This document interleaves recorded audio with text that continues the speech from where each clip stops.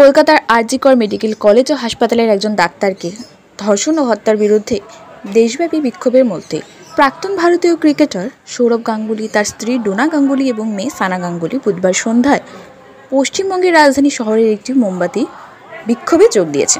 কিংবদন্তি ভারত অধিনায়ক স্নেহের সাথে দাদা নামে পরিচিত বৃষ্টির মধ্যে সন্ধ্যায় কলকাতার বেহালা এলাকায় তার স্ত্রী দ্বারা পরিচালিত একটি নাচের স্কুল দীক্ষা মঞ্জুরি পৌঁছেছিলেন। তিনি ধূসর রঙের টি-শার্ট পরেছিলেন যখন ডোনা এবং সানাকে দেখা গিয়েছে।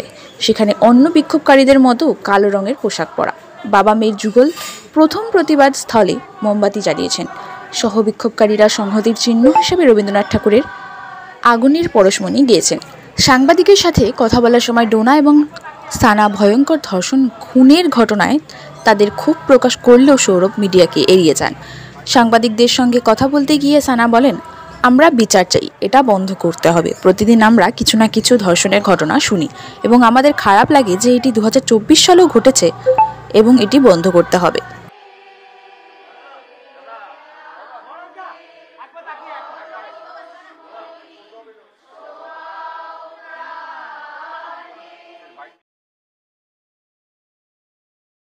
Like we want justice, so whatever takes to get justice, and rape is not acceptable anywhere in the world, so that's what we are protesting against. আমাদের আজকের আন্দোলন ওই জন্য।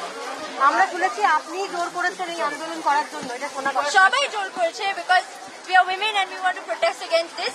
আর হ্যাঁ মানে like everybody we are also protesting. You were out in the road wearing black dress. What is the message that you want to convey? That we want justice and this is wrong. Our this cannot go on and rape has to stop. Do you feel also unsafe in the Kolkata? I don't live in Calcutta, but hearing it happening here it's my home city. Ar ekhane hawa I can't even think of it. So it should stop, and high time it should stop now. What do you want to message to the protesting doctors? Nothing to say. Everyone's protesting and everybody should get justice. That's all I want to say.